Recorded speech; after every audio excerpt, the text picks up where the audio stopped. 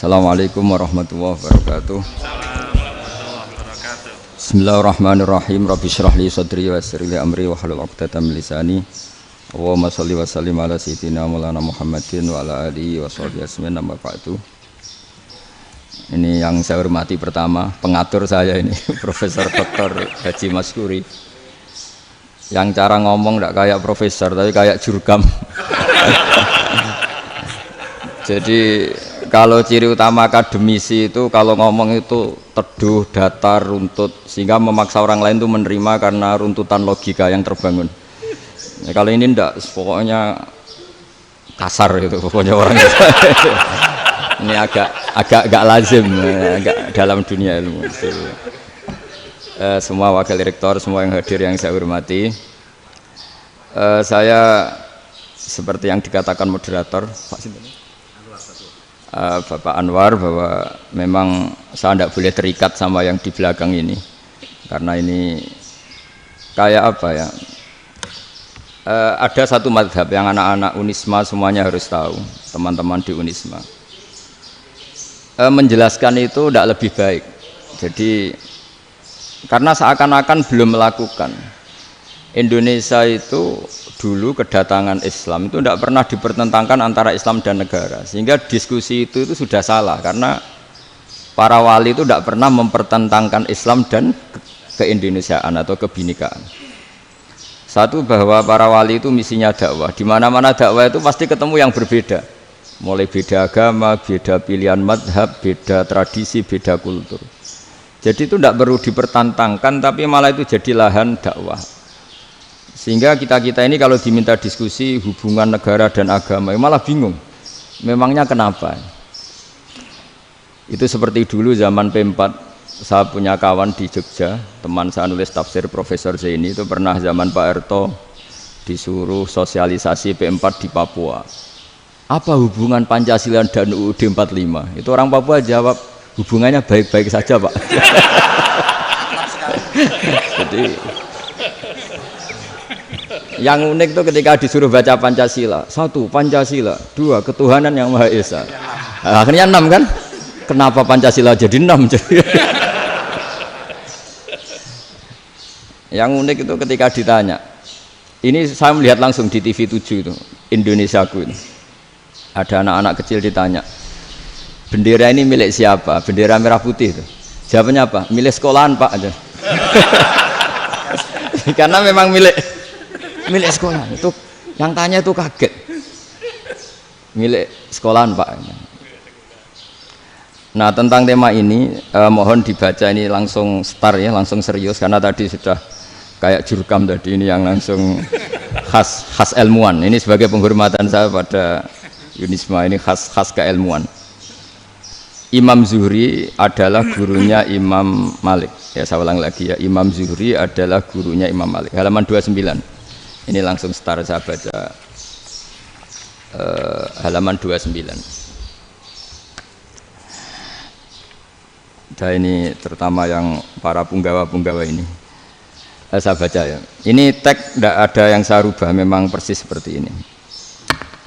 Bismillahirrahmanirrahim. Yaqulu Zuhri, ini gurunya Imam Malik. Fama futiha fil islami fathun qablahu kana a'zama minhu.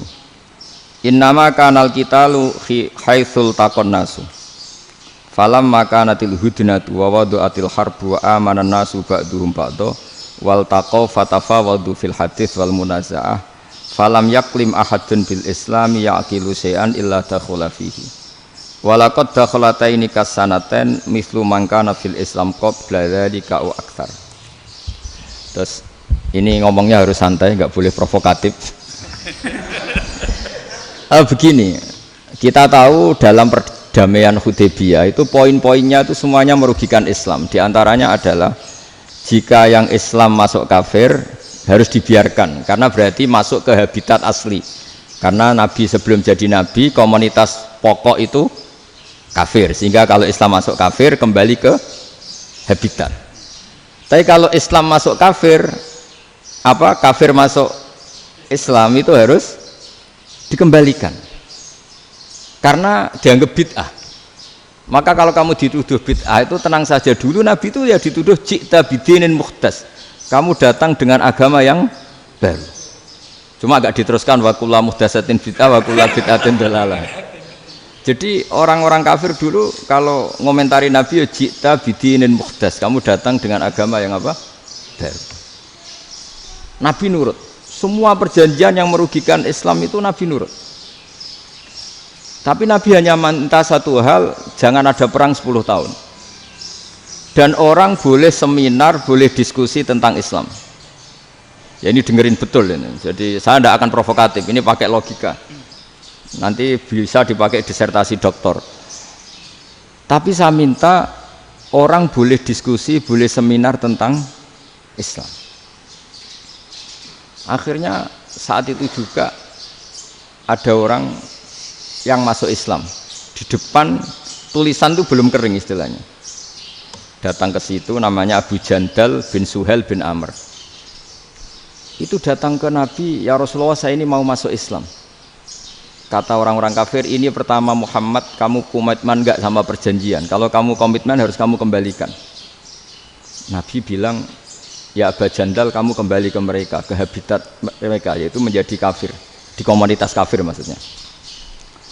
Akhirnya nangis. Umar, Sayyidina Umar itu mendekati Abu Jandal, kemudian memberi isyarat supaya ngambil pedangnya. Jadi isyaratnya wong ini baca ora wis. Maksudnya orang-orang kafir. Tapi Abu Jandal nggak mau. Singkat cerita akhirnya kembali ke komunitas kafir. Tapi yang dikatakan Imam Zuhri cara analisis ini nggak bisa pakai provokatif, harus pakai analisis. Innama kanal qitalu haitsul taqon nasu. Yang namanya perang itu menjadikan orang tidak berpikir jernih. Ini poin yang diambil oleh Rasulullah. Kalau dibahasakan Nabi curi kesempatan, masuk Nabi dikatakan mencuri, meskipun itu hanya bahasa ya. Enggak mungkin lah kita bahasakan seperti itu. Saya ulang lagi ya. Kenapa ada perang berkesinambungan sampai tahun ke-8 Hijriah? Mulai tahun kedua ada perang Badar sampai tahun 8 Hijriah itu perang terus. Nabi sama orang kafir perang terus. Akibatnya apa Pak Profesor? Namanya perang itu ya nggak kau bermikir. Pokoknya agar ketemu Islam perang, Islam ketemu kafir perang nggak kau bermikir. Padahal Islam itu bisa diterima oleh akal sehat, harus lewat diskusi, lewat pengamatan, lewat pemikiran, lewat pengendapan berpikir.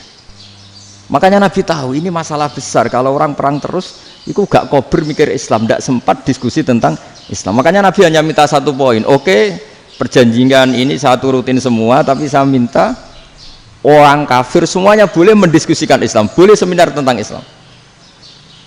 Mereka bilang iya, pada pikiran mereka kan diskusi paling piye. Ternyata betul, ada diskusi. Terus temanya gini, kira-kira bener di Muhammad Abu Jahal. Terus Tuhan Muhammad sama Tuhan Abu Jahal itu keren mana? Diskusi. Tuhan Muhammad itu khaliqus samawati wal ardi, yang menciptakan langit bumi. Sebagaimana kampanyenya Muhammad. Ya mereka masih jangkar bilang Muhammad. Kalau Tuhan kita, ya berhala itu yang kita bikin, yang kadang rusak, yang kadang kudanan, terus lumutan, pokoknya terus diskusi. Kita kok bener pengirannya Muhammad. Terus Muhammad Abu Jahal. Mulai dhisik Muhammad itu ora tau bodoh nih. Mulai dulu Muhammad tuh gak pernah bohong. Abu Jahal, waduh, wis bodoh nih ngongkonan. Wis ribet kan? Dan semua diskusi itu mengarah ke kebenaran Islam. Wah, akhirnya wong kafir sing tokoh-tokoh cara Jawa yo wah semane jebule masalah ini kan. Artinya gini, kalau kita ingin Indonesia damai, sebenarnya yang untung itu Islam. Karena Tuhan yang menciptakan langit dan bumi tentu gak akan diperbandingkan atau akan dikalahkan oleh Tuhan yang lahirnya saja sudah di bumi. Misalnya kita menjual Tuhan Allah, siapa itu yang menciptakan langit bumi, yang ada sebelum langit bumi? Bandingkan dengan Tuhan yang lahirnya di bumi, ada tanggal lahirnya, ada aktenya, itu kan sudah ribet kan? Begitu juga kalau memperbandingkan tokoh. Muhammad itu siapa? Tokoh yang bisa menyatukan pan Arabik, tokoh yang begini-begini, yang sayang istri, sayang keluarga. Dibandingkan dengan tokoh Abu Jahal, Abu Lahab yang corong jauh penggaweannya yang ngerugikan orang lain. Akhirnya orang itu mulai tertarik sama Islam. Makanya kata Az-Zuhri pakai bahasa dulu, falam yaklim ahadun bil Islam. Tapi kalau sekarang yang populer itu bahasa yatakallam. Sebetulnya yang benar itu bahasa kalimah yaklimu kalaman, karena masdarnya itu kalam, berarti sulasi nopo mujarrad. Tapi di fi'ilnya itu mujarradnya enggak kelaku. Jadi di fi'ilnya takallama ya takallamu, tapi untuk masdarnya yang kelaku kalaman. Jadi ini agak unik, agak enggak lazim. Mestinya kan takallama ya takallamu takalluman, tapi di masdarnya kalam populer, tapi di fi'ilnya tidak populer. Saya teruskan ya. Ini penting sekali. Jadi menjual Islam, kalau boleh dibahasakan menjual, itu tetap enak dalam kondisi damai. Karena kalau kita perang, itu bawaannya kalau ketemu ya perang. Kalau ketemu perang, sehingga orang itu rakober diskusi dulu. Saat bener Islam sampai kafir itu bener di. Karena tidak kober diskusi, tidak sempat diskusi, orang yang milih yang kafir. Karena yang mayoritas yang kuat. Sementara Islam zaman itu lemah. Lah Nabi itu yang diminta hudnah, yang penting kita damai. Terus orang boleh mendiskusikan benar mana kita dan mereka. Ya setelah diskusi ya tadi kan nggak mungkin Allah yang begitu keren hebat pencipta langit bumi dibandingkan berhala yang mengurus dirinya sendiri saja tidak bisa. Walhasil terus orang mulai tertarik sama Islam dan aturannya nggak boleh dilarang diskusi itu. Nah makanya saya pernah ditanya beberapa profesor di Jogja, Gus suatu saat kalau kampus paling keren di Jogja ini ada Islamic Studies, kemudian pengajarnya dari berbagai agama, ini riskan enggak bagi Islam? Saya jawab, asal yang didiskusikan Islam itu enggak masalah, yang repot itu nak umat Islam. Karena kalau umat Islam yang jadi percontohan, banyak raja yang dolim, banyak pemimpin muslim yang dolim, terus identik dengan Islam itu jadi dolim kan ribet. Ya kalau pas umat Islam, kalau Islam yang kumat kan jadi masalah kan. Nah ini kan terus jadi beda umat Islam sama Islam yang lagi apa? Kumat. Singkat cerita terus Islam mendapat posisi yang luar biasa. Nah makanya di sini diistilahkan falam makanatil hudnah, ketika ada perdamaian wa amanan nasu ba'dum ba'do, orang merasa aman, itu fatafawadu fil hadis wal munazaah. Mereka berdebat, munazaah itu berdebat. Keren mana konsep Muhammad dengan konsep Abu Jahal? Keren mana konsep Tuhannya Muhammad dengan Tuhan kita? Terus diskusi dan mereka akhirnya ikrar, wah yang benar ya Muhammad lah. Di mana-mana Tuhan tuh ya sebelum langit dan bumi, di mana-mana Tuhan ya punya reputasi menciptakan. Masa Tuhan reputasinya diciptakan, kayak berhala dan sebagainya. Ibadah juga gitu. Ibadah wong kafir itu kalau tawaf itu telanjang, ibadah Muhammad santun pakai pakaian. Terus akhirnya mereka mulai tertarik Islam. Sehingga saya lihat di beberapa tafsir, saya memang tidak akan ngomong yang tidak serius, ngergani Unisba ben sawangane pemikir serius.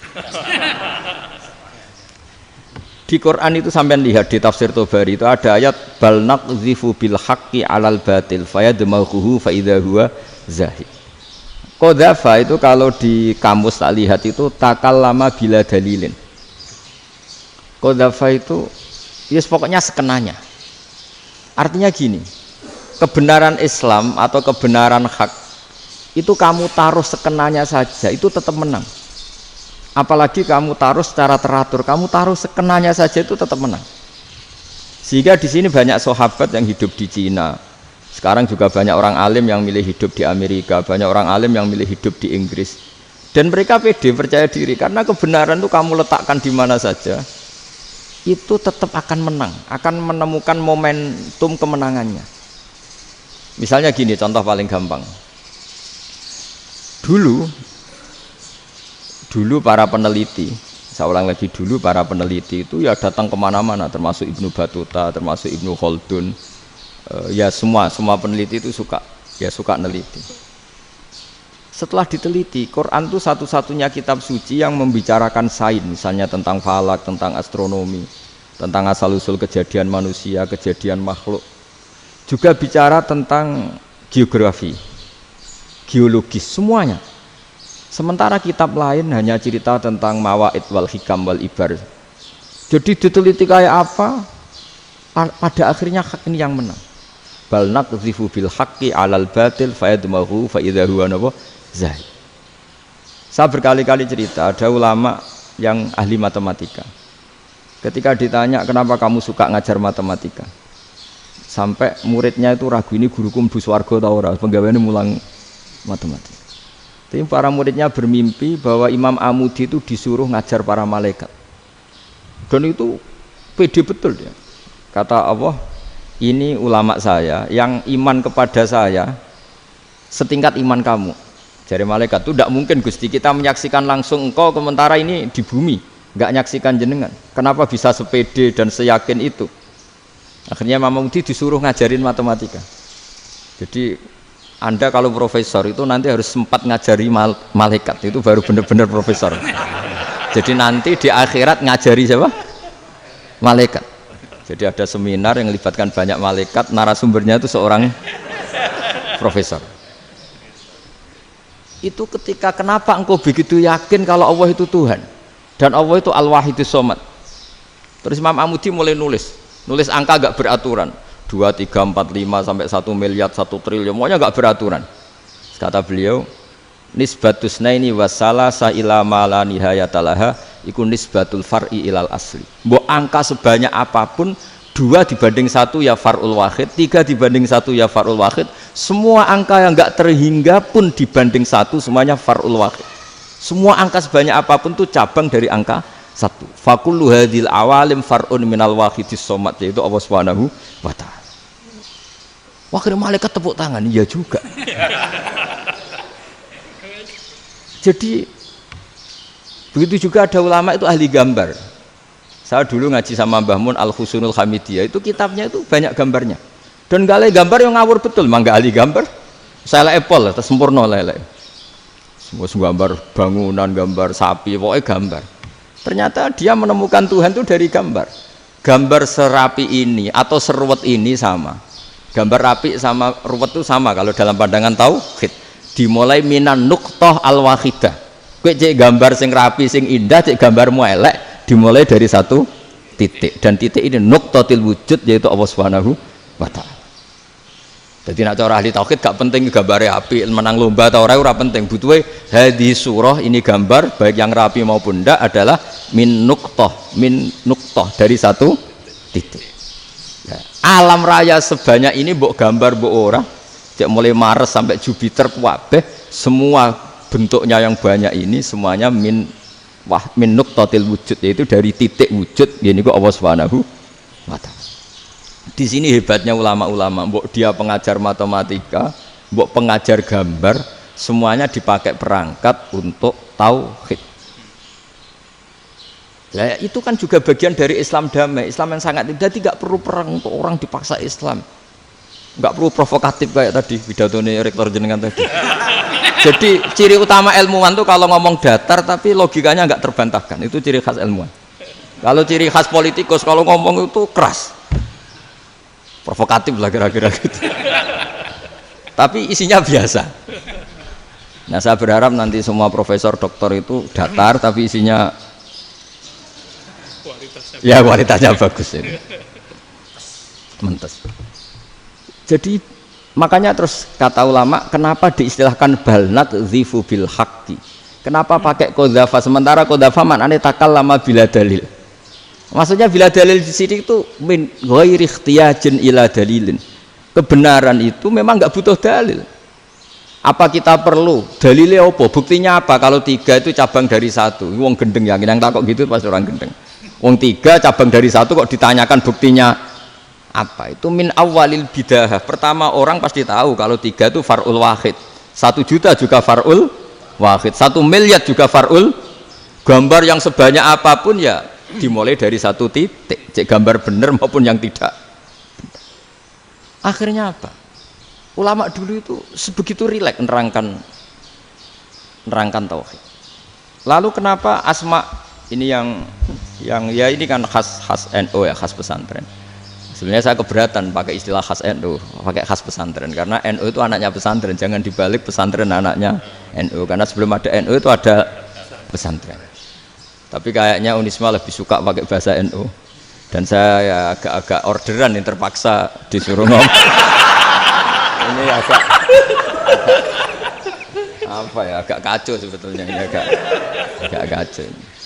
Jadi NU itu sama pesantren itu tua pesantren. Jadi NU dilahirkan pesantren, bukan dibalik pesantren dilahirkan NU. Sehingga barokahnya didirikan pesantren ini Kadang nyuwun sewu sekali Mbah Hasyim itu kadang ide besar beliau itu ora dituruti wong NU. Jadi Mbah Hasyim cara kula kok dadi Mbah Hasyim ya mangkel. Mbah Hasyim itu ngarangno kentong. Nggih ngaramno beduk, tapi wong NU nganggo kentong. Beduk. Dan uniknya Mbah Hasyim enggak tersinggung. Karena ciri khas pesantren itu membolehkan perbedaan apa? Pendapat. Itu masyhur khilafnya Mbah Hasyim sama Mbah Fakih Mas Kumambang itu sampai dikitabkan. Saling ngeritik, saling macam-macam lah. Jadi cara berpikir Mbah Hasyim ketika Nabi rembukan, ini gimana ya cara menentukan waktu sholat ya? Ya pakai kentong ya Rasulullah, dzakalin nasara itu untuk orang Nasrani. Ya pakai buk itu trompet, dzakalil Yahud itu untuk orang Yahudi. Terus, ada yang usul lagi pakai api ya Rasulullah, dzakalil Majusi itu orang Majusi. Setelah itu ada orang datang lari-lari cerita mimpi azan tadi. Ya itu terus dipakai sarana pemanggilan sholat ya azan itu. Sehingga Mbah Hasyim menolak kentong. Karena mantas sababi qaumin fahuwa minni. Beliau keras sekali sampai bilang haram. Beliau judulnya ya haram. Al-Jasus Antakhrimin Nakus. Setelah naskah itu sampai ke Mbah Fakih Mas Kumambang di Gresik situ, di daerah Dukun situ. Dulu nggak ada WA ya, jadi sampainya ya lama. Makanya saya sampai sekarang tidak punya WA karena ya saya ulama kan, kalau WA-an terus ya jadi ulama. Nggak jadi ulama main WA-an terus itu. Nah itu termasuk rektor gak kau bermikir itu mesti kebanyakan WA.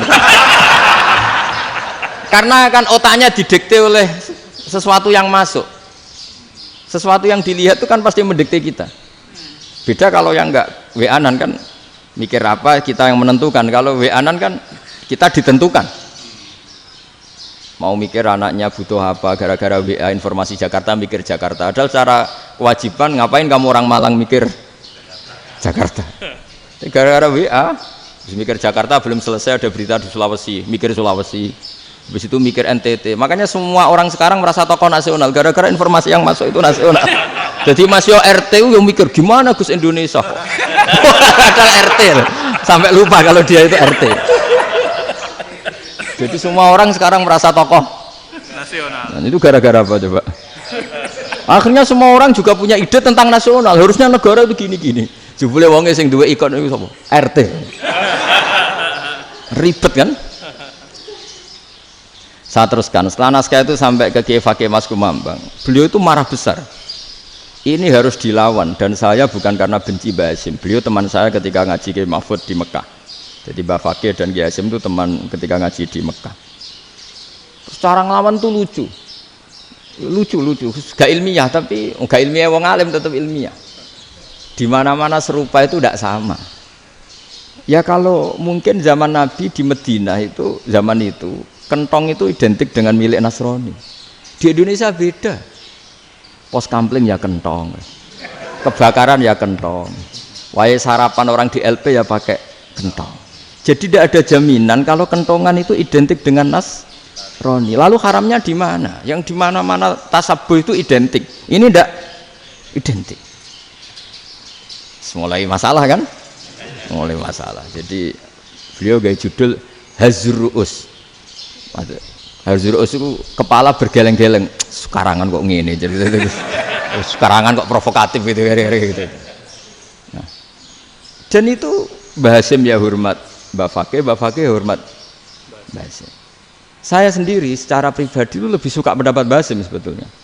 Karena bagi saya sholat itu sakral. Ya sudahlah kalau sakral ya dipanggil dengan sesuatu yang sakral yaitu kalimat thayyibah adzan. Tapi saya tidak akan bilang kalau kentongan itu haram. Karena kalau haram alasannya mirip orang Nasrani. Sementara pos kampling ya pakai kentong, ada banjir ya kentong, ada kebakaran ya kentong. Jadi tidak identik untuk misa atau untuk sholat ala Nasrani. Tapi itu dulu ya rileks saja, dua beliau itu ya saling menghormati padahal saling kritik.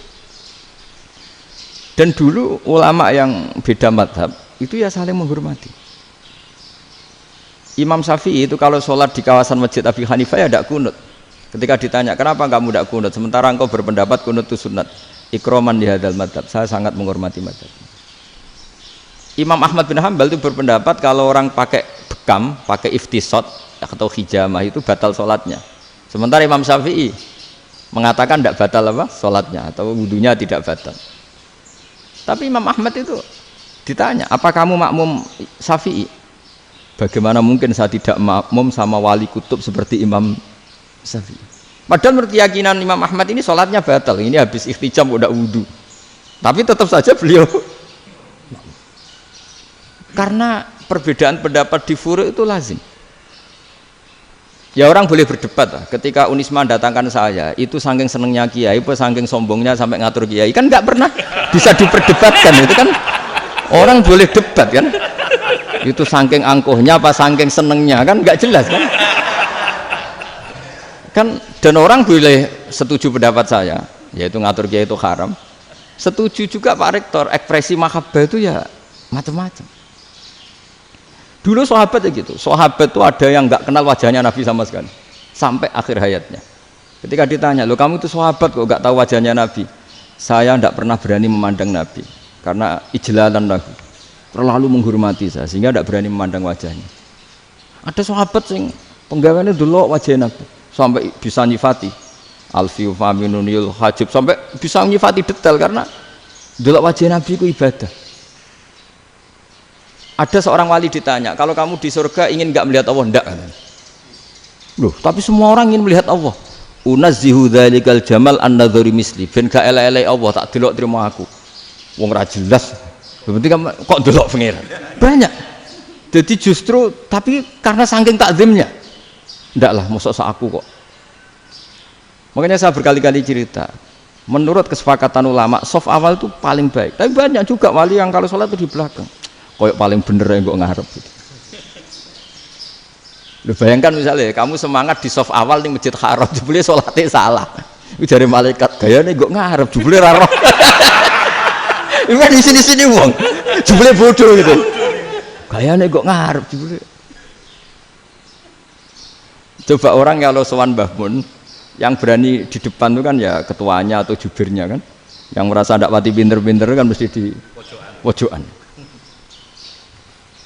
Artinya sudut pandang seperti itu ya sah saja, apa? Sah saja. Makanya banyak sahabat yang jarang sowan Nabi, alasannya takut ganggu Nabi. Banyak yang sering sowan Nabi, alasannya seneng Nabi. Yang sowan ya seneng Nabi, yang enggak sowan alasannya seneng. Lu Nabi itu tokoh, punya keluarga, punya anak. Kalau saya sering sowan berarti sering ganggu. Yang sering sowan dia alasan ini khazanah kita harus istifadah. Jadi zaman dulu dia biasa dua sahabat, yang satu milih mahabbah itu milih sering sowan, yang satu juga mahabbah milih tidak sering. Karena pertanyaannya bisa dibalik kan, sering sowan apa sering ganggu coba. Nabi Abedar, assalamualaikum. Nabi nimang cucunya, assalamualaikum. Ayo bener yang sowan apa bener yang enggak kalau seperti itu. Akhirnya terus diatur sedemikian rupa oleh Quran. Walau annahum sabaru hatta takhruja ilaihim lakana khairal lahum. Jadi sahabat kalau mau sowan Nabi ya nunggu di sufah. Kalau Nabi keluar berarti milik publik. Sekali masuk ke dalam tidak ada sahabat yang berani sowan. Itu la tadkhulu buyutan Nabi illa ayyudzana lakum. Kalau soal sampai masuk dalam harus nunggu dipanggil. Karena sekali Nabi masuk dalam itu milik privat keluarga, milik istrinya, milik cucunya, milik keluarganya. Dan Nabi sekali keluar ke ruang itu berarti milik publik. Itu terus jalan tengah. Karena kalau langsung masuk, bayangkan saya itu sering menyaksikan.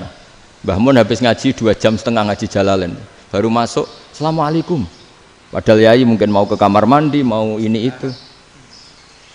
Jadi dulu itu Quran sangat modern. Sebelum ada dokter ngatur tamu, rektor ngatur tamu itu Islam sudah modern. Dia kan gak fair kan?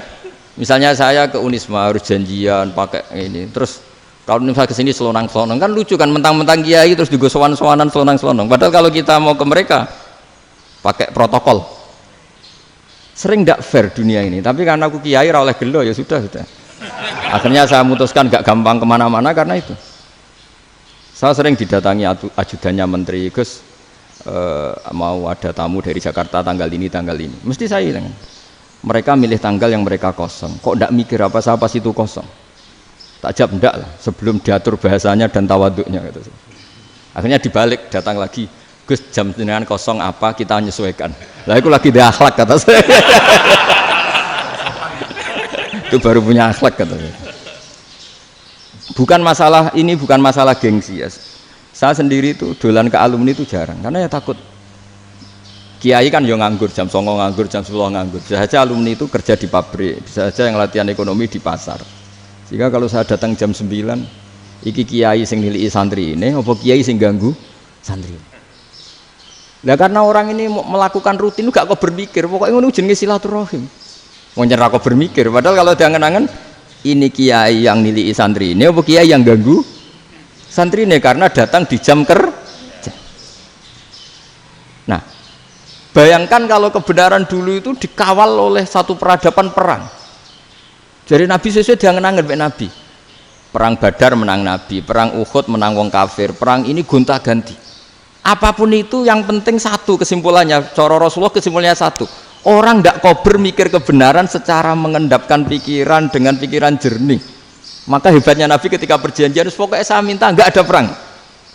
Dan orang yang boleh mendiskusikan Islam. Itu luar biasa idenya Nabi. Karena bawaan perang itu orang kan nggak kober mikir. Ibarat seorang misalnya seneng satu perempuan, ketemu rivalnya langsung perang kan gak mikir. Tapi kalau kau bermikir, diangen-angen cawe wedok iku ora seneng aku. Untungnya apa untuk wong ayu ora seneng, malah mau loro ati. Terus sudahlah, buruan dialihkan kemana kan gitu. Itu nak mau amen WA nan tukaran lewat SMS atau tarung langsung ora kau bermikir. Tapi kalau kau bermikir, akhirnya berpikir nih. Perempuan tadi sebenarnya yang disenangi siapa? Oke, ternyata senang Pak Erik. Sudah kita ngalah. Karena tidak ada nikmatnya kan menikahi perempuan yang sama sekali tidak mencintai kita. Tapi kalau nak kau berpikir pokoknya diprovokasi, wah kue kalah mbak A, kue kalah mbak B, pikirannya kan, ojo sampai kalah. Bareng wis menang ternyata ada mas. Lah. Nah bayangkan Islam itu seperti itu dulu, dipertarungkan. Doang Islam itu dinu aklin, agama yang diterima dengan akal sehat. Tapi sekarang ukurannya perang, yang menang berarti benar, yang menang benar, kan terus jadi repot. Itu Nabi tidak ingin, makanya Nabi ingin sudahlah, nggak ada perang. Nah, makanya kata Imam Zuhri, fathul Islam terbaik adalah orang boleh diskusi tentang Islam dan tidak ada perang. Lagi-lagi penting, tidak perang itu penting, silmun itu penting, perdamaian itu. Setelah tidak ada perang, akhirnya fatafawadu fil hadis wal munazah, orang boleh diskusi apa saja, termasuk boleh adu polemik. Konsep satu Tuhan dan Tuhan banyak diperdebatkan. Akhirnya Nabi secara rileks bisa menjelaskan. Muhammad, urusan kita banyak. Kalau Tuhannya satu tidak cukup, Tuhan harus banyak untuk menyelesaikan berbagai urusan. Ada Tuhan bagi rektorat, bagi macam-macam kan. Ada Tuhan untuk ngurusi utang, ngurusi BPKB, macam-macam. Terus kata Rasulullah, enak saja Nabi jawabnya. Ya kalau kamu punya majikan banyak, perintahnya beda-beda, kamu mangkel enggak, bingung enggak? Ya susah, Mat. Kalau majikannya banyak, perintahnya beda-beda, kita jadi repot. Senang mana? Senang majikan satu. Ya sudah, Tuhanmu itu majikan kamu. Kalau Tuhannya banyak, perintahnya macam-macam, kamu yang repot. Akhirnya ya sudah, Mat, Tuhannya satu aja. Nah, itu ya barokahnya diskusi tadi, barokahnya enggak perang. Daraballahu mathalan rajulan fihi syuraka'u mutasyakisuna wa rajulan salamal lirajul hal yastawiyani masalah. Terus alhamdulillah. Jadi orang yang paling kafir pun saat itu taslim. Nah, ini kembali ke kalimat la ilaha illallah.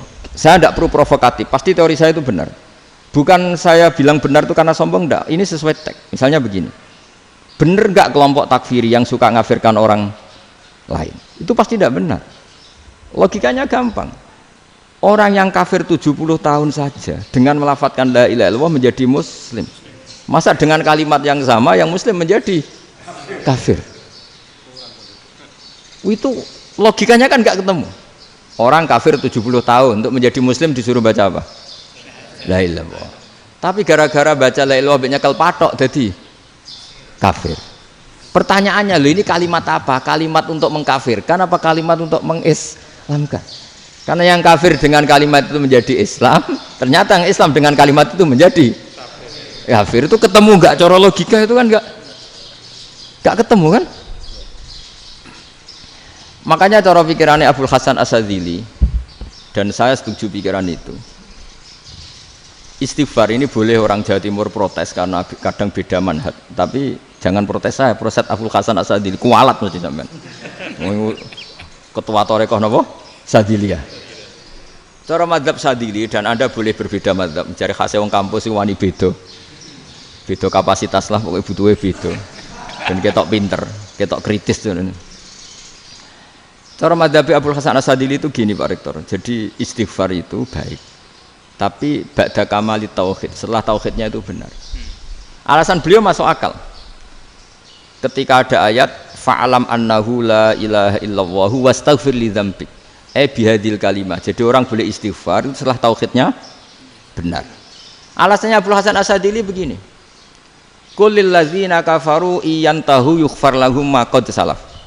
Katakan kepada mereka yang kafir, sekali mereka tidak kafir, maka otomatis dosanya masa lalu diampuni.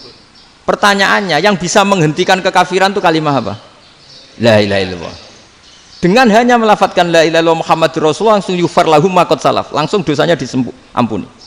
Berarti yang menjadi pengampun dosa lah, penyebab pengampunan itu apa? La ilaha illallah. Itu bahkan orang kafir belum istighfar. Di ayat itu kan Allah enggak mensyaratkan setelah la ilaha illallah istighfar baru diampuni, enggak. Asal la ilaha illallah langsung yughfar lahum ma qad salaf. Saya ulang lagi ya, jelas ya. Jadi kulil ladzina kafaru iyantahu yughfar lahum ma qad. Nah, sekarang iyantahu, mereka berhenti dari kafirnya. Syaratnya pakai apa? La ilaha illallah Muhammadur, itu langsung yughfar lahum ma qad. Artinya apa? Ghufranullah itu bisa didapat hanya dengan mujarrodut tauhid, yaitu hanya dengan melafadzkan kalimat thayyibah. Dan sahnya istighfar juga berdasar kalimat thayyibah itu. Misalnya gini, orang kafir sebelum Islam melafadzkan astaghfirullah, astaghfirullah, astaghfirullah, kira-kira diterima enggak? Enggak kan? Karena syaratnya istighfar ba'dat tauhid. Nah, makanya dalam madzhab Sadili istighfar itu setelah la ilaha illallah. Karena cara pandang ya seperti itu. Jadi fa'alam annahu la ilaha illallah wastaghfir li dzambi. Jadi dengan kebenaran tauhid saja ini sudah cukup kita insya Allah layak diampuni. Karena innallaha la yaghfiru ayyusyraka bihi wa yaghfiru ma duna dzalika liman yasha. Jadi orang yang tauhidnya benar itu bisa diampuni Allah asal tauhidnya benar. Itu Allah ngendikan liman yasha wa yaghfiru ma duna dzalika liman yasha. Dawe Imam Suyuti walam yakun liman yastaghfir.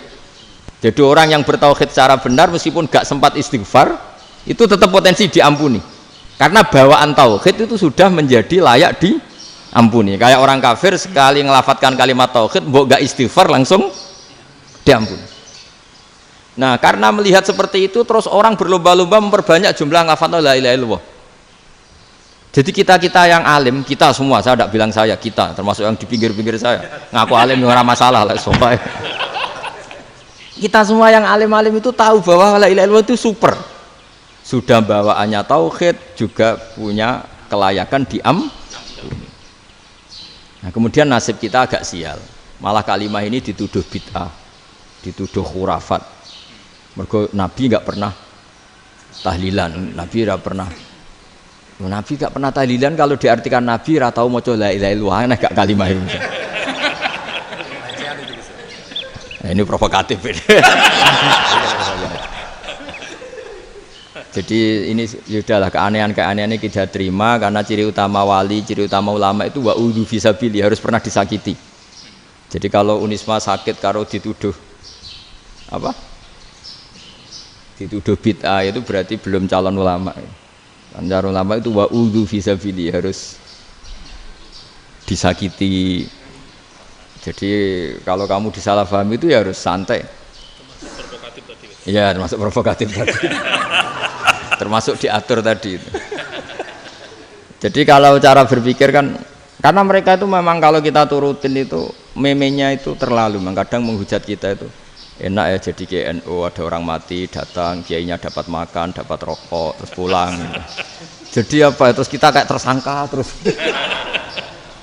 Kita kan kayak tersangka terus, tertuduh terus itu.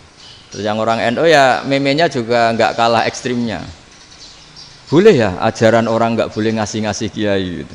Berarti boleh dong ajaran kikir. Jadi memang kadang apa ya cangkem elek lah bahasa kasarnya itu. Itu memang kadang lebih mengenakan kalau kita datang ke acara mayat kan dapat makan, dapat minum. Kalau yang sohibul bed rokok ya dapat rokok. Kalau kiainya dapat wajib, kadang 20.000, kadang 50.000. Terus memenya itu kok setega itu ya, ada orang meninggal kok malah kita makan-makan. Seakan-akan kan kultur ini biadab kan gitu. Tapi yang orang NU kebalikan balas. Oh ternyata nggak boleh ya mayit disodakoi. Ternyata nggak boleh ya orang dermawan. Berarti Islam membolehkan medit ya gitu. Modus ini kan. Tak angen-angen itu luwih mandi timbang takbir ya kan. Karena ini kan memicu emosi kan. Memicu apa? Emosi. Nah, tapi saya kalau disuruh bela mana itu tidak ada yang saya bela. Ya seorang sudah lah kalau mau nganggur saja sudah itu. Ya tapi itu memang apa ya? Itu khazanah Islam. Ada yang kritik, ada yang enggak. Ya itu memang khazanah. Ya biasa aja kalau saya biasa. Karena dulu ulama itu sudut pandangnya itu ya seperti itu. Ada yang ulama suka ibadah itu sholat, ada yang milih apa tidur. Sampai Imam Ghazali bilang suatu saat ibadah terbaik di zaman akhir itu tidur kan. Sholat saja kalah sama tidur kan. Tapi itu loh ya, yang wajib tetap loh, terus kamu gak sholat wajib. Begini beliau mencontohkan itu. Ada orang sholat tahajud terus obsesinya itu ingin hajatnya terkabulkan. Sementara yang tidur obsesinya nikmati rahmatnya Allah, boleh tidur, bisa tidur. Kata Imam Ghazali, timbang kita tahajud terus nuntut pangeran aduk turu katanya. Mergo engko di akibat terus setan memberi bisikan, "Loh nyatanya kamu tahajud ya gak terkabul." Berarti cerita bahwa Nabi ngendikan kalau doa tahajud mustajab enggak. Daripada ngono ki aduk turu ora tau ndonga.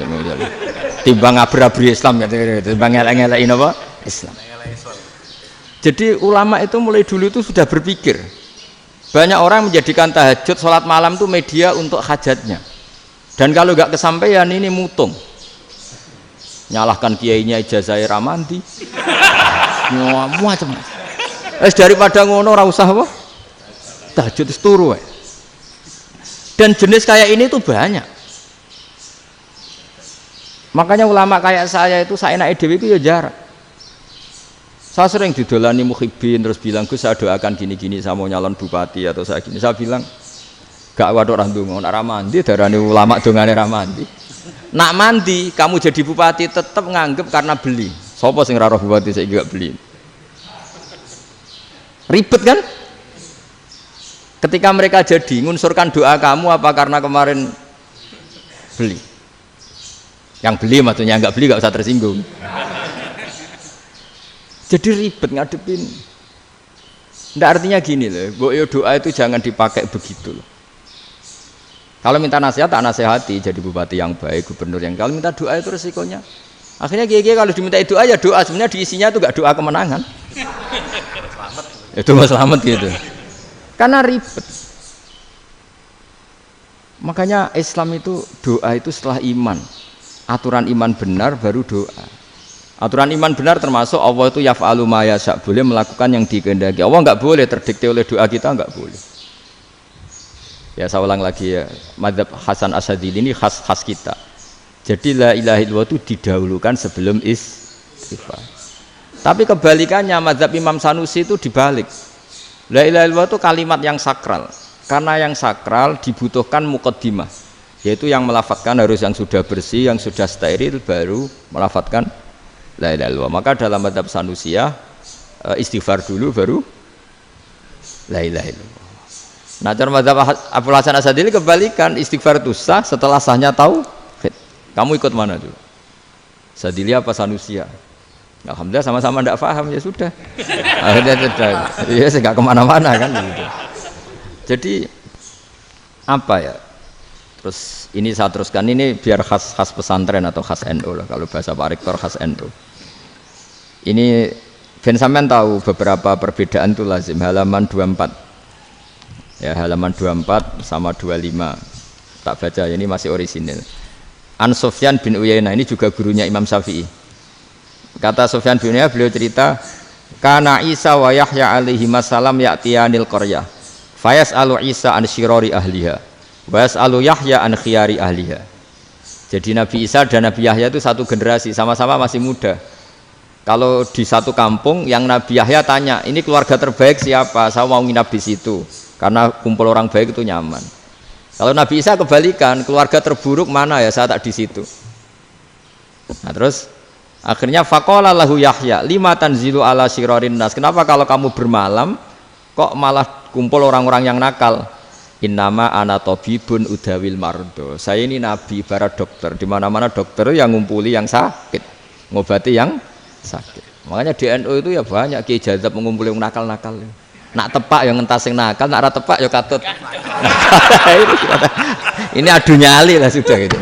Tapi itu ada ilmunya, yaitu niru Nabi siapa? Isa. Kalau kamu dokter penelitian tuh cari daerah yang banyak pandemi apa yang bersih? Yang banyak pandemi, karena yang namanya penelitian ya di situ kan. Kalau kamu dakwah ngentas kemiskinan, ke daerah miskin apa daerah kaya? Nah, sama kalau ngentas kefasikan, ke daerah fasik apa daerah orang soleh? Fasik. Ya, tapi itu Nabi Isa. Nah, kalau kamu tidak Nabi kan potensinya kan ngantut itu. Tapi setidaknya bahwa kita sering disalahkan karena punya beberapa tokoh yang ngancani fasik-fasik, itu sebenarnya ada dalilnya, yaitu Nabi siapa? Isa. Nah, terus masalah tegas dan lunak. Ketika ada mahasiswa misalnya pacaran, boncengan lanang dan perempuan, itu pilihan kita apa? Kalau tegas, terus gak mau mendengar kita. Misalnya gini, contoh gampang, tak beri contoh Pak D. Jangan orang tua, nanti secara fikih itu beda. Nah, ini kan kita orang pesantren, biasa ngaji fikih detail. Kamu Pak D seorang perempuan, mahasiswi misalnya, sering pacaran. Setiap ke situ sama pacarnya kamu diam saja. Padahal kamu dosen keislaman. Mesti pawanaan kamu nyimpulkan, ternyata pacaran itu tidak apa-apa. Buktinya Pak D itu tidak negur, menengahi. Ini berarti as-sukut alal mungkar. Tapi kebalikannya, Pak D ini terkenal keras. Nak rono mesti radiaku ponaan. Akhirnya yura rono. Mesti ngerti nak mesti diamuk. Nah, dua orang ini sama-sama gagal kan? Yang lunak menjadikan ponakannya pacaran terus karena enggak negur sehingga dikira membolehkan. Sing keras juga enggak sempat bina wong rono era wani. Akhirnya dua orang ini sama-sama enggak ketemu, sama-sama enggak berkesempatan membina kan? Gagal membina kan? Karena yang keras ponakannya enggak pernah situ, berarti enggak bisa bina kan? Yang lunak membiarkan berarti juga enggak bina. Nah, Islam itu antara dua itu. Ya agak terlalu lunak, nggak terlalu keras. Karena kalau terlalu keras, misalnya ada kiai terlalu keras, lu masyarakat mau tanya itu gimana? Lari kan? Lu saya ini punya pengalaman pribadi. Saya ini kan kecelok orang alim. Itu kalau pernah ya saya itu berusaha ya pokoknya ya umumnya orang alim lah, tenang terus anteng, nggak gejlok-gejlokan. Itu nggak ada yang tanya. Saya mimpi ketemu beberapa ulama itu disalahkan. Terus umat saya kalau mau tanya itu ke siapa? Wong alim wis wibawa, meneng tambah banget wibawane. Kalau Quran sering gojlok rektor macam-macam. Terus wong wanita kok, saya biasa ke pasar pandangan dicegot orang. Gus, putri saya itu sering keluar darah tapi melebihi batas haid gini-gini. Kalau badhe sowan jenengan, gak usah sowan ning kene mbek ngadeg-ngadegan. Terus tanya, yang haid berapa hari, Gus? Ya supaya rudat ilal adat. Adat sebelum dia punya penyakit istihadah itu berapa? 6 hari ya sudah, kembali 6 hari lainnya mustahadah, tetap sholat, tetap normal. Tapi kalau saya wibawa, moro pasar gue tasbih seduwilu. Iku mesti wong salaman njaluk donga yakin. Tapi baru kayak rada uraan ketemu wong-wong, dol pening ndi? Mak pening ndi? Gus beneran Gus ketemu jenengan kula wingi badhe tua kok. Akhirnya tanya. Dadi uraanku iku amdan. Lho nek sampean asli, iki asli uraan. Karena ndak uraan lah tetap ndak wibawa kan. Jadi baru kayak uraan itu ya banyak. Saya itu kalau ngantor di Jogja itu banyak orang yang tanya. Ya biasa tuh tanya macam-macam. Karena saya uraan. Ke pasar ya orang, bahkan di bis sering ketemu orang, wah beneran Gus kalau badhe sowan jenengan badhe tanya ini. Ya sudah di sini aja. Jadi semua itu diilmoni. Nabi itu punya sisi yang dua-duanya jalan. Memang beliau luar biasa, dipilih Allah yang luar biasa. Nabi ketika wibawa itu banyak sahabat yang bahkan mengenali wajahnya aja tidak bisa. Ka'anna ala ru'usihim at-tayr. Bayangannya seakan-akan di kepalanya itu ada burung yang takut terbang, saking antengnya. Tapi Nabi sekali mengeluarkan job, sekali santai, itu sahabat tanya itu sampai yang nggak pantas ditanyakan. Nabi saat tadi kumpul istri saya, tapi tidak inzal itu wajib mandi ndak. Aro'aita law anna ahadana ya'ti imra'atahu wa lam yunzil. Itu ya ditanyakan. Nabi pun kumpul mboten saged inzal sepundi. Guys metu lagi. Terus ya ada yang tanya macam-macam. Ya saking ada sahabat dipanggil Nabi tambah lari, dipanggil lagi tambah lari. Panjenengan nyeluk, oh pas kula kumpul bojo kula. Lah kula kuwatir jenengan orang suci, saya belum mandi, makanya saya lari. Nabi ngendikan innamal mukmin thahir, ya nak masalah ketemu kiai ra apa-apa ijek junub. Sementing kok nak salat ya dusik. Tapi Nabi sekali pakai madzahirul jalal, tapi pakai wibawanya, itu orang enggak berani ngomong. Tapi sekali Nabi rileks, itu orang bisa tanya apa saja, termasuk halal yang enggak pantas. Loh, ada sahabat itu tanya lucu, tanya Maimunah. Maimunah itu ya cantik tapi sudah agak tua lah. Maimunah, ya umal mukminin, hukumnya ngambung bojo pas Ramadan piye? Wah gak roh aku, gak tahu diambung kan Nabi pas Ramadan. Tanya Saudah, wah malah orang-orang diambung kalau Saudah itu kan wis tuwa itu. Lucunya istrinya jawab, tanya Aisyah yang mungkin Nabi, iya yang mungkin tanya Aisyah. Itu yang usul ya istrinya Nabi Maimunah.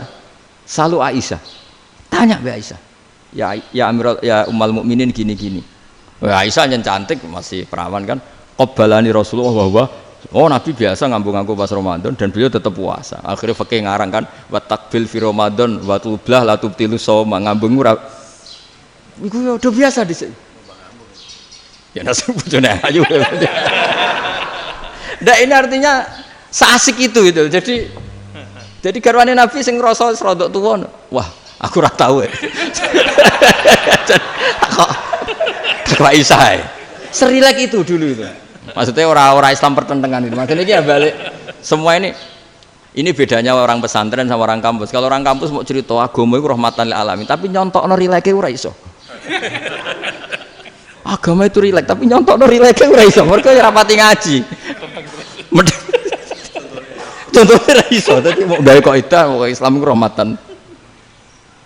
Jadi Nabi itu lah, Allah juga gitu. Allah itu kalau sudah memperlihatkan madzahirul jalal, itu mbok malaikat Jibril rawani. Ketika Allah dengan madzahirul jalal. Tapi kalau Allah dengan madzahirul jamal, madzahirul apa? Jamal. Iku ya gojol-gojol kan ambek makhluke gojol. Ya buli-bulian cara sakniki. Ya sampean delok ning hadis syafaat itu, akhiru man dakhalal jannah atau akhiru man kharaja minan nar, itu di beberapa judul. Ada seorang rojul yang ahli neraka ya, dintas mbek pangeran terus didudono swarga. Gusti, swarga sengiler tok ora wong wayu roh, wis wong ngiler tok. Ngger njaluk Gusti mosok roh tok ora oleh mlebu. Jarimu asal mlebu metu kon neraka ora njaluk-njaluk meneh. Sumpah lho ya, gak njaluk apa-apa meneh. Mboten Gusti. Sekali saya keluar dari neraka ndak akan minta apa-apa lagi. Wis. Wallahi, wallahi. La as'alu ghairaha. Maksudnya ghaira khoslah, ghaira tilkal khoslah. Ya niku selain keluar dari neraka saya ndak akan minta lagi. Didono swarga wong do kelon seruwibet kan. Sing bojone elek kan dendam dadi ning swarga iki. Swarga wis macam-macam. Gusti mosok roh tok ora oleh mlebu. Jarene janji ra njaluk meneh. Akhire ya wis didelokno neraka. Jadi pangeran jawabe gampang, didelokno neraka. Roh neraka begitu menyakitkan, begitu ngeri. Sudah Gusti saya tidak minta surga, sementing enggak masuk neraka. Rabbana srif anna adzab jahannam. Setelah lama itu diadepno swarga njuk mlebu swarga, terus diadepno neraka. Akhirnya ya sudah. Saiki mlebu swarga gak apa-apa. Iku jawabe lucu. Atas taziu jenengan ngenyek kula. Wong karuan ra ahli swarga kok mlebu swarga. Terus akhirnya mlebu swarga, kan mlebu swarga tamanna, sangen-angen sing mbok jaluk apa? Orang angen-angen yang indah-indah, laka wa asratu amsal. Ya iku tak turuti wa asratu amsalih lan lipatan ke-10. Jawabe wong lanang ya lucu. Atas taziu bi wa anta rabbul alamin. Jenengan pangeran kok ngenyekan. Maksudnya wis karuan aku ora pantes. Terus jare pangeran, la astazi'u bika walakinni ala ma asya'u qadir. Aku gak ngenyek kowe, pancen aku pangeran. Nuruti kowe iku iso. Jadi Allah sendiri ketika dengan madzahirul jamal itu malaikat ya ono sing wani bantah. Masyhur itu kan malaikat sing bantah pangeran ataj alufiya mayufsidu fiya wa yasfikut. Karena Allah dengan madzahirul jamal. Sing paling masyhur Nabi Musa. Nabi Musa itu ketika Nabi Mi'raj. Nabi Mi'raj itu beliau kira-kira di langit keempat lah yang masyhur atau kelima. Ngelangkai. Nabi Musa menangis, ya Rabbi ini apa-apaan? Orang sing ja'a ba'di kemudian melangkai makom saya ini apa-apaan? Jadi Nabi Muhammad kan apapun hebatnya kan junior. Kok melangkahi makom saya ini apa-apaan? Enggak fair. Sampai Nabi Muhammad itu tanya gini sama Jibril. Reaksi Allah gimana ketika melihat Musa seperti itu? Jawab malaikat Jibril lucu. Ya roh hiddatahu. Allah sapal gayane Musa. Biar. Jadi lucu. Ya dibiarin aja sama Allah. Tapi wong jenenge Nabi Musa itu kekasihnya Allah. Tetap berkah bagi kita. Betul. Ketika setelah Mi'raj diwajibkan sholat 50. Gentenan Nabi Musa kelihatan nabinya. Sebenarnya Nabi Musa itu sebetulnya loh, enggak menguntungkan kita sebetulnya. Tapi yang menguntungkan. Sebenarnya enggak niat menguntungkan kita, tapi menguntungkan. Nabi Ibrahim kan di langit ke-6, keren lah. Konti jong ketemu Allah ngeten-ngeten kan sholat 50. Karena Nabi Ibrahim terkenal Nabi baik enggak bantah. Bareng Nabi Musa. Kenapa diceluk pangeran? Kula kan salat ping 50. Inna ummataka la tutiku dalik. Wah, gak kuat umatmu. Serai-rai gak umatmu ora ngarah kuat 50 rakaat. Tapi sebenarnya Nabi Musa itu niatnya bukan membela kita. Fa inna ummati la umatku sing gagah-gagah ra iso meneh umat. Berarti sebetulnya ya itu masih pakai gengsinya sebetulnya. Wes ngono-ngono lah sementing kita untung. Sebetulnya dia itu gak terima wong umat saya aja yang lebih kuat. Gak kuat apalagi umatmu. Dan terus sebutin irji ila rabbika fas'alhu takhfif. Itu berarti Allah dengan madzahirul jamal. Sudahlah, datang ke Allah minta keringanan. Allah itu baik. Minta. Mbak Allah itu ringanan mau 5 tok, jadi cek 45. Balik ke Nabi Musa, piro 45, cek ra kuat umat. Wong umatku ra kuat, jadi sebenarnya dia bilang umatku ra kuat. Lho cara Nabi Muhammad model wong Malang, yo beda umatku mbek umatmu. Ribet kan? Beda. Lho Nabi Muhammad kan enggak seperti itu kan? Enggak punya akhlak Malang kan? Akhlak. Maksudnya akhlaknya mujur itu loh, akhlak yang baik gitu. Ya, akhlak yang mujur bukan yang Malang gitu. Jadi Nabi ya manut. Tinggal 40 kan, dikurangi lagi 35 sampai 9 kali kan, masyhur itu. Ya kan kalau dikurangi 55 kan berarti turun naik kan 9 kali. Itu setelah 5 itu Nabi Musa cek usul masih ragu. Itu cara Nabi munggah nentek. Ini entek ya. Terus iya doa tuntas betul. Bisa bebas. Terus munggah ado-ado lha opo. Ngapain itu? Akhirnya Nabi Muhammad sudah sampun ya kalimah Allah, saya ini malu sama Allah Musa. Sudah 9 kali dan diturutin terus. Jadi Allah kalau dengan madzahirul jamal itu Nabi Musa biasa nego sama Allah. Tapi ketika Allah dengan madzahirul jalal itu Nabi Musa enggak berani. Yaitu di hadis syafa'ah. Hadis syafa'ah ketika manusia datang ke Nabi Adam, ya tuna Adam. Ya Adam anta abul basar ngene isfa'li ana inda rabbik. Kamu saya minta mensafaati kita. Nabi Musa, Nabi Adam inna rabbi qad ghadibal yawma ghadaban lam yaghdab qablahu mislah wa la yaghdab ba'dahu mislah. Ini Allah sedang murka besar dan tidak akan murka seperti ini lagi. Sudah saya tidak berani, nafsi. Nabi Ibrahim enggak, termasuk Nabi Musa ketika itu ya enggak berani. Karena Allah dengan madzahirul jalal. Itu Nabi Musa enggak berani. Sudah saya sendiri itu pernah salah, yaitu saya membunuh seseorang yang enggak disuruh oleh Allah membunuh itu, yang pas jotosi orang Kipti. Akhirnya datang ke Nabi Muhammad, pas ke Nabi Muhammad Allah dengan madzahirul jamal, dengan madzahirul jamal sampai Kanjeng Nabi ngendikan analah, saya akan memintakan syafaat kalian. Terus fa ahmadu rabbi bima hamida allamaniha rabbi. Saya muji Allah dengan pujian-pujian yang orang lain tidak tahu, hanya saya yang diajari, kata Rasulullah. Nah di sini menurut banyak ulama, termasuk kitab yang saya baca, kenapa Muhammad sebagian namanya Ahmadu? Itu dari af'al tafdil, Eva Muhammadun Ahmadu min huirihi. Muhammad Rasulullah itu kalau muji Allah di atas cara mujinya Nabi yang lain. Jadi Ahmadu bukan dari fi'il mudhari' lil mutakallim, tapi dari af'al apa? Tafdil. Fa Muhammadun Ahmadu min huirihi. Bahwa Kanjeng Nabi Muhammad SAW itu cara mujinya Allah di atas pujian para nabi. Makanya di sini Sayyid Ali Zainal Abidin kalau muji hamdal hamidin wa fauqa hamdil hamidin. Jadi pujian saya ini di atas rata-rata cara mereka apa? Memuji. Yaitu sirinya apa? Nabi itu tahu bahwa akhirat itu tidak bisa batasi Allah. Kamu tidak bisa nyemprit Allah. Allah, ini akhirat loh. Amal sudah ada manfaat. Ingat itu. Tidak bisa seperti itu. Allah itu nggak bisa tunduk sama konstitusi yang bernama akhirat. Artinya Allah meskipun di akhirat tetap duwe hak yaf'alu ma yasa atau yaf'alu ma yurid. Nggak bisa kamu terus wah ini akhirat amal ra iso dikirim wong mati, amal ra iso dikirim. Yo pangeran kok mbok atur.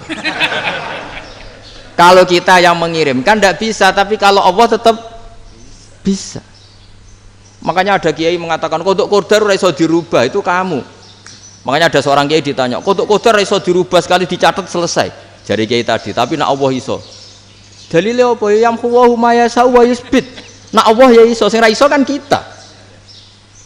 Nah, Nabi itu tahu betul meskipun akhirat itu Allah masih bisa dinego saking baiknya. Akhirnya Nabi sujud, masyhur itu terus, ya Muhammad irfa' ra'sak wasal tuqa wasatu safa. Semat sirahmu angkat. Kowe apa tak turuti. Semenjak itu Nabi minta apa? Syafa'. Artinya apa? Ketika Nabi lain berpikir bahwa akhirat ini membatasi amal karena sudah Nabi tahu betul kalau Allah tetap Allah. Yang enggak terbatas kekuasaannya, enggak terbatas rahmatnya juga saat di akhir.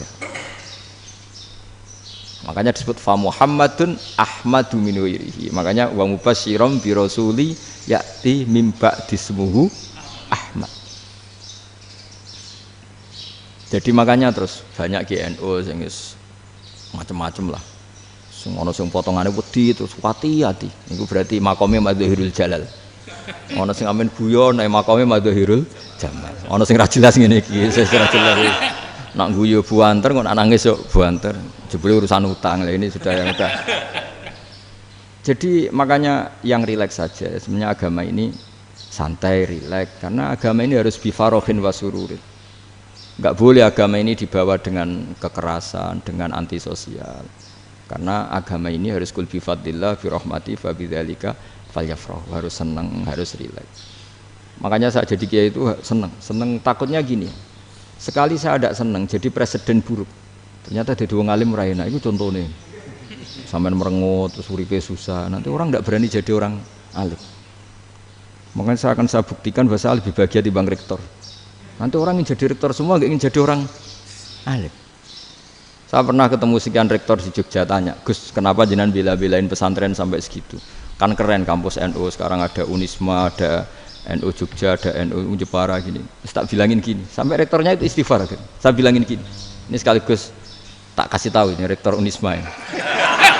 Tak bilangin gini, andai kan tidak ada kiai kayak saya itu Islam bisa tutup. Kok bisa Gus?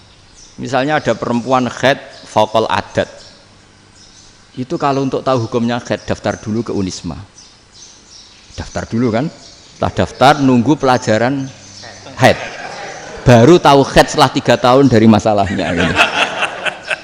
Tapi baru kayak kiai ketemu saya di jalan, Gus anak kula nu haid ngeten-ngeten mboten normal, hukumnya piye? Oh hukumnya ngene dibalekno ning adat, ora usah registrasi, ora usah daftar.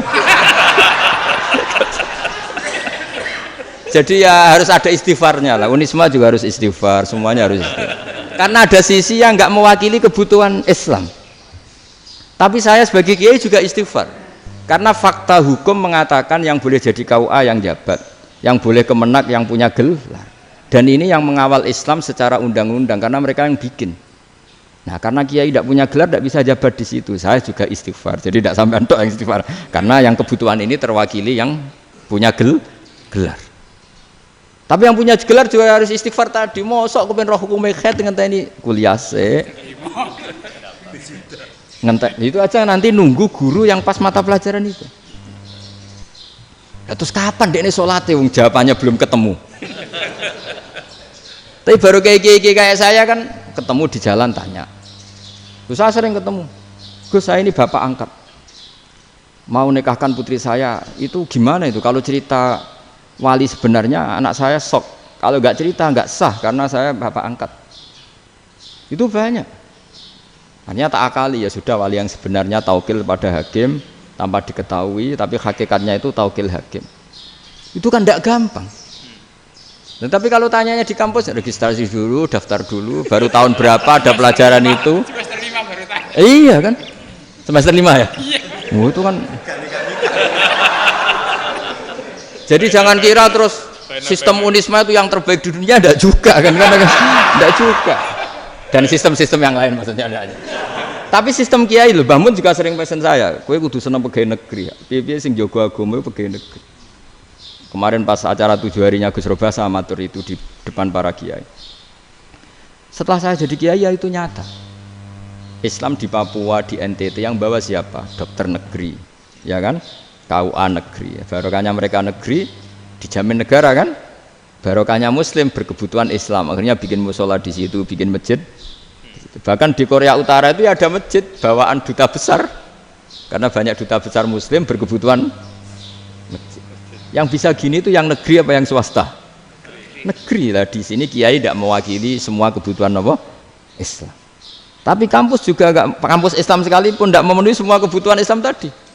Masa orang tanya kan nunggu semester berapa tadi? Semester 5 masih daftar dulu. Nunggu pelajaran itu. Payahnya pas ketemu dosennya, saya tidak pernah kan ribet kan? Dosennya cowok gitu. Jadi sudahlah, makanya ini, iya makanya ini kan bentuk kearifan lah. Jenengan ngakui fungsi kiai kayak saya itu bentuk kearifan. Saya juga ngakui jenengan itu butuh kearifan. Saya sering didolani KUA itu rata-rata ya didikan kiai. Kompilasi hukum Islam itu banyak ya, janda cantik. Contohnya harus cantik, kalau jelek nggak mungkin terjadi kan. Ada janda cantik kebetulan suka kawin tapi takut zina. Saya ulang lagi, suka kawin tapi takut. Itu seringnya gitu Pak Rektor. Jadi dia kawin bosen, bilang ke KUA, Pak saya sekarang mau nikah sama ini. Loh, tapi kamu mau punya suami. Ya tapi kan nggak tercatat Pak. Itu KUA-nya rata-rata itu nggak berani. Meskipun nggak tercatat, karena secara fikih meskipun nggak tercatat tetap dia seorang perempuan yang bersuami, maka nggak boleh nikah sama orang lain. Jadi coba kalau nyun sewu KUA hanya ngikuti hukum formal, yang penting di catatannya nggak punya suami, ya dinikahkan saja kan. Tapi mereka enggak, karena didikan kiai enggak berani. Artinya gini, kalau hanya pro hukum catatan sipil, maka ini dinikahkan bisa karena enggak tercatat. Tapi secara hukum santri enggak bisa dong menikahkan perempuan sing dzati zaujin yang punya suami. Jadi ini barokahnya kerjasama yang baik. Jadi di masyarakat itu tertanam didikan kiai, enggak boleh nikahkan perempuan yang bersuami. Tapi di KUA ngikuti hukum formal. Dan di Indonesia itu KUA itu rata-rata konsultasinya ya sama kiai, sehingga ya nggak berani akhirnya, meskipun aku udah mlebu rokok mbak gak iso. Dan itu banyak.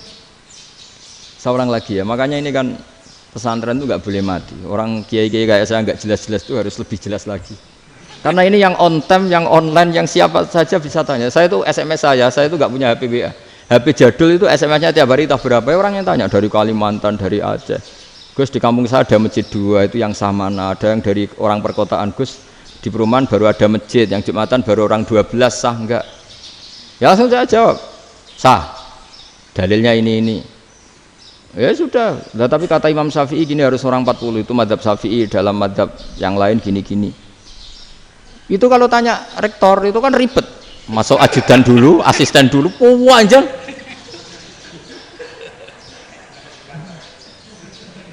Wah itu kan ribet kan? Manggil dosen, dekan VAI dipanggil, dekan VAI nggak mau langsung jawab, cari dosen yang nekuni itu. Usul fikih, saya nekuni itu baru seminar, nunggu dulu mbak, ini orangnya baru. Panjang kan? Bisa tutup Islam kalau kesuwen. Coba kalau tanya kiai kan enggak, ketemu di jalan. Dulu Mbah Zubair kata Mbah Mun, saya termasuk santri yang diapresiasi Mbah Mun. Dhisik Mbah Zubair yang ngono, anak nong takok pesuan gak oleh. Gak takok ning kene. Jangan biasa ditanya orang ngadeg-adegan. Ya alhamdulillah ilmunya cukup, kalau gak cukup ya kok sik. Jadi sebetulnya orang sopan itu ya agak ada yang ditutupi sebetulnya.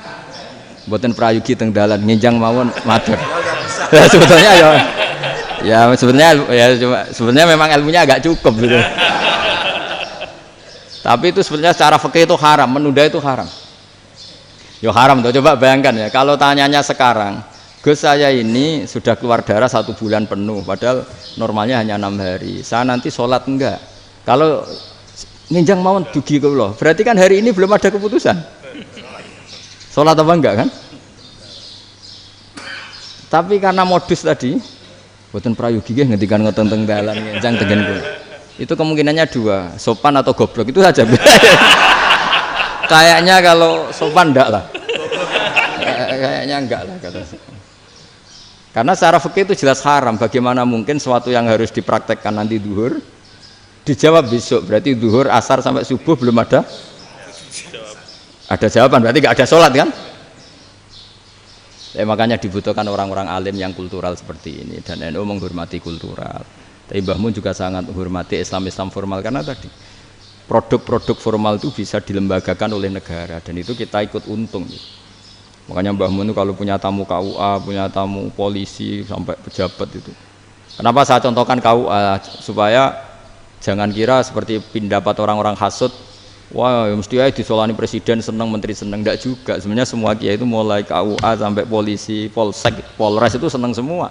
Karena sama-sama diajak mengawal bangsa ini, diajak mengayomi semua masyarakat. Tapi kadang-kadang masyarakat ngeritiknya, jenenge kiai disolani menteri ya seneng presiden. Padahal yang sowan kiai itu ya mulai KUA, Kapolsek, kepala desa, RT, Mudin. Itu Mudin kalau tanya ya lucu-lucu. Gus kalau nate nyembelih pitik kemanian, pitike go gedhe men. Akhirnya wis ngerti nak kemanian langsung tak sebelah meneh. Terusane ku sak ta ora. Ribet. Ya tak jawab, lah pitike masih ku jek urip to ora? Terus urip Gus, wis sah cara mazhab Malik kerja urip. Karena itu ada perdebatan antara mazhab Malik dan mazhab Syafi'i. Nah, cara Imam Syafi'i itu agak ketat. Hewan yang punya kehidupan sudah mutharibah, misalnya ayam jago, contohnya harus jago, karena kalau ayam kecil diikhlaskan haram. Jadi yang cilik wae kan gitu. Fikih itu ya, fikihnya orang Indonesia itu pecundang. Kalau ayam kecil enggak ditanyakan, mate ra wis. Kalau jago ditabrak truk kejet-kejet. Andai kan nggak disembelih pun mesti mati. Itu cara mazhab Syafi'i itu haram. Karena penyembelihan ini tidak menjadi penyebab kematian, tapi memang karena kecelakaan tadi. Tapi cara mazhab Imam Malik enggak. Andai kan nggak disembelih, matinya kan 2 menit lagi atau 1 menit lagi. Andai kan nggak disembelih. Berarti mati sekarang itu bawaan pisau apa bawaan kecelakaan? Ya sudah halal gitu caranya. Nah akhirnya ya saya bilang ya sudahlah kita semuanya mati. Jadi cara debat, cara Imam Syafi'i enggak, cara berpikir itu sudah tidak kehidupan yang normal. Yang dimana-mana penyembelihan itu mematikan yang hidup normal. Jadi agak ketat. Sehingga dalam contoh kemanian, kalau dalam bahasa Jawa nyembelih agak sempurna terus pesonya jatuh atau apa itu, kalau pakai mazhab Syafi'i agak kesulitan. Jadi kalau mazhab Malik asal diselesaikan secara fauron dan juga sebagian mazhab Syafi'i itu halal. Nah orang mesti tanya gitu, Gus, wedhusku tabrak truk, man Gus kejet-kejet. Nak pitik cilik ra ditakokno. Makanya termasuk kritiknya Mbah Mun, tapi ini mazhabnya Mbah Mun ya. Kamu boleh ikut boleh ndak karena ini urusan ndak penting. Dewe wong-wong lucu, nak ditakoki yuyu muni haram mergo amfibi. Yuyu ngerti ya, Man? Yuyu nggih. Tapi nak ditakoki kepiting muni halal. Mergo nak yuyu haram gak eman, nak kepiting eman. Padahal alasannya coba, kenapa yuyu haram? Karena amfibi kan, bisa di air. Pertanyaannya, kepiting seperti itu enggak? Nah, tapi kepiting kalau haram kan eman. Karena besar kan, kalau yuyu silahkan haram kan gitu. Artinya apa? Fikih kita ya agak-agak pecundang gitu, agak-agak pertimbangan. Iya, ini lucu kan? Kualitatif. Coba alasannya yuyu haram karena apa?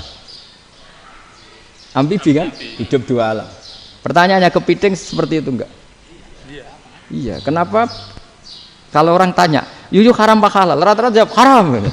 Tapi kalau kepiting mulai khilaf. Loh mestinya kan sama kan? Nah itu. Karena unsur imannya. Iya tadi. Saya juga sering melihat tonggo-tonggo itu. Ayam cuwilik sakmene ketabrak truk, enggak ada yang tanya. Tapi saya pernah jalan-jalan di Naruan sini. Ono jago ketabrak, sing duwe langsung marani kula pas saya naik motor. Gus ini halal apa haram? Nak langsung kula sebelah halal apa haram? Wis kanggo kowe halal kanggo halal. Karena saya tahu tak jawab haram mesti kecewa itu. Aduh. Akhirnya kiai ini beratnya kan. Ya akhirnya ya saya setelah itu Fatihah Imam Syafi'i ngapunten nih umat kula nu rahasia madzhab jenengan tuh ndak siap. Iya kan akhirnya pakai madzhabnya Imam Malik tadi. Ya tak Fatihah Imam Syafi'i ini mboten niat nglawan jenengan. Tapi ngobati tiang eman. Mergo pitike besar itu. Jadi ini kan cerita ya itu makanya yang rileks saja lah bahwa Islam ini yang rileks, yang menyenangkan karena ya agama ini harus menyenangkan. Raditu billahi robba. Raditu itu seneng banget, ridho itu puas. Enggak boleh beragama pertuntungan terus emosinan. Ya marem atau raditu itu marem jadi yang nyaman. Ya saya kira demikian. Assalamualaikum warahmatullahi wabarakatuh. Pelajari lho Pak. Ya, bagus. Pon. Alhamdulillah. Satu aja yang di sini benar. Oh, satu aja. Nggih. Syarat. Nggih, damel syarat. Jadi mungkin ada satu pertanyaan aja. Satu saja. Bukan keluhan. Bukan keluhan. Ini mumpung Gus Bak pada Madhahirul Jamal. Iya, Madhahirul Jamal. Sebentar lagi sudah jalal. Sebentar lagi sudah Madhahirul Jalal. Jadi gak kena ditakoni. Monggo setunggal mawon. Ya, bagus. Ini gini, ambil. Nggih. Ampun dawa-dawa terus Gus. Ya jagal-jagal ya. Assalamualaikum warahmatullahi wabarakatuh. Saya Fadil, alumni Unisma yang kuliahnya paling lama. Oh, iya. Masih di jalanan. Gus, pertama saya muhibin jenengan ngikuti 3 tahun terakhir kayaknya. Sepertinya ketika Mbah Hasyim Asy'ari hadir di tahun 1900-an sampai mendirikan itu kok suasananya sama seperti Gus Baha hadir di tengah-tengah situasi genting Indonesia ini. Saya kira yang memunculkan nama Gus Baha di banyak media online yang saya amati itu malah awalnya dari kelompok bukan kita gitu. Dan itu kami melihat bahwa apakah nanti 1926 dan 2026 satu abad NU, saya kok termasuk orang yang punya apa ya semacam harapan gitu Gus Baha bisa ya mungkin kalau beliau Mbah Hasyim Rois Akbar, sekarang Rois Am, nanti ada istilah baru lah, tengah-tengah antara Rois Am dan Rois Akbar. Karena setiap satu abad harus ada mujadid dan kami berharap Enggak, kamu aja tak angkat.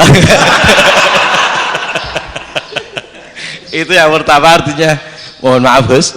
Yang kedua soal saya termasuk orang yang cukup iskal dengan peristiwa Nabi, kalau banyak disebutkan itu kisah Nabi Khidir Khodir yang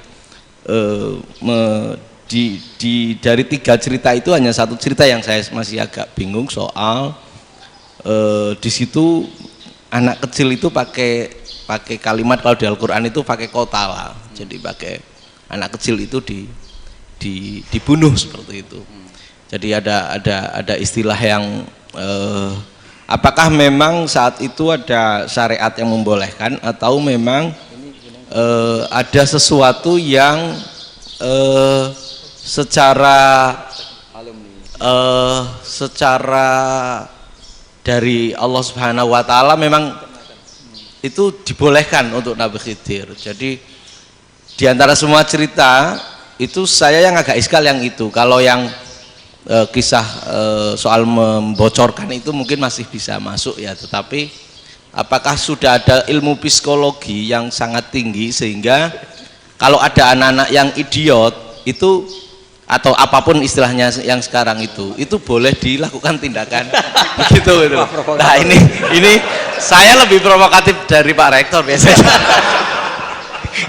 Artinya Mohon maaf karena pemahaman saya ada dua pendekatan ilmu yang masuk, satu seperti Nabi Musa, yang satunya seperti Nabi Khidir. Mudah-mudahan ada sedikit penjelasan.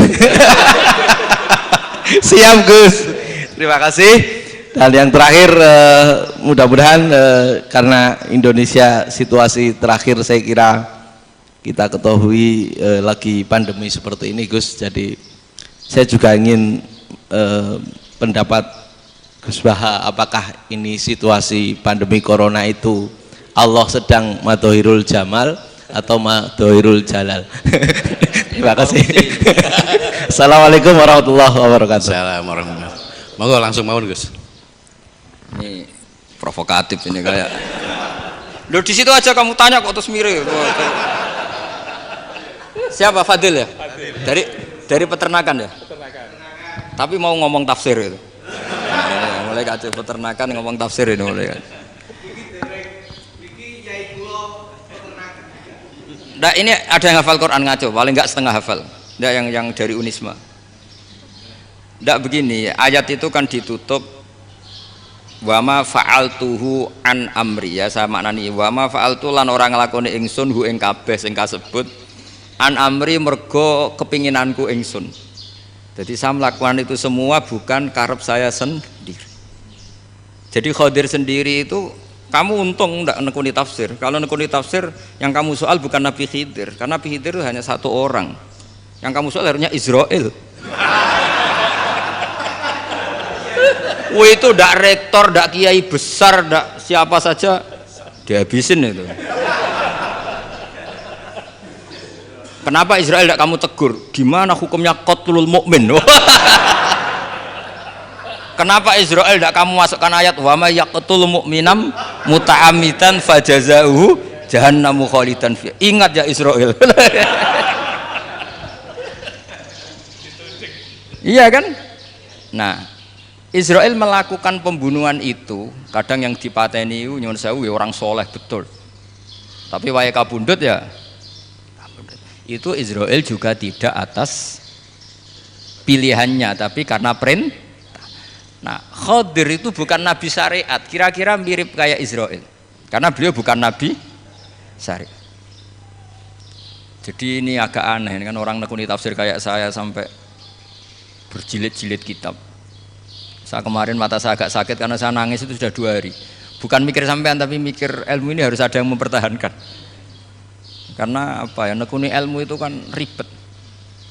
Kalau yang nekuni ilmu terus dosen terus rektor itu ya agak ada fasilitasnya. Kalau nekuni ilmu kiai itu naruh keramat kan taqabbala wa minna minkum taqabbal ya karim. Iya, tapi saya alhamdulillah keramat, jadi ya tetap hidup itu. Saya ulang lagi ya. Harusnya Mas Fadil itu kalau nekuni itu yang disoal tuh Nabi Khidir. Nabi siapa? Apa malaikat siapa? Israel. Karena itu korbannya lebih banyak. Pertanyaannya, Israel kena enggak oleh aturan ayat wa may yaqtul mu'minam muta'ammidan fajazahu? Kan enggak.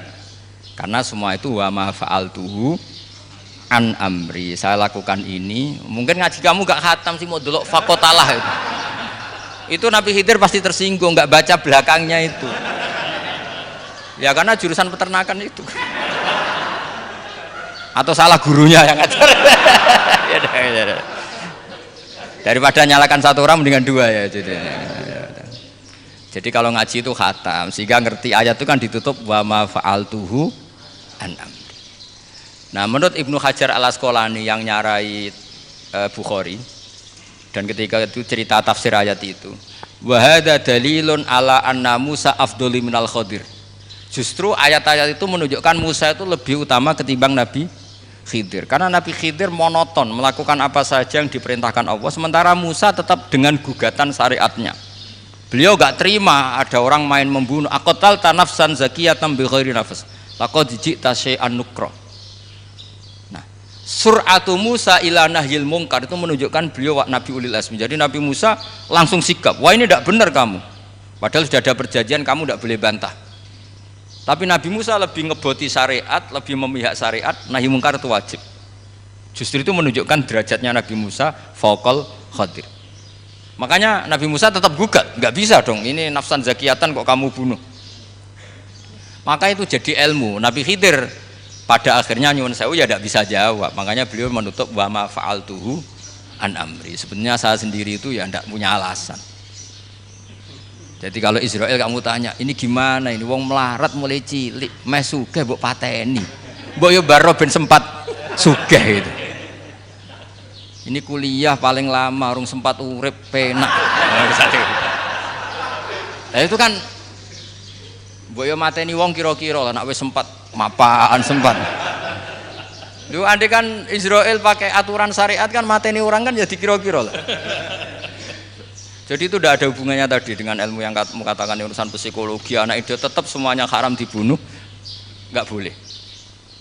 Ya jadi tetap makanya ini pentingnya ngaji khatam itu tadi. Jadi pada akhirnya Nabi Khidir itu ada punya alasan, hanya ngendikan wa ma fa'altuhu an amri. Pada akhirnya yang paling pokok yaitu semua ini saya lakukan saya sendiri itu tidak tahu karena perintah.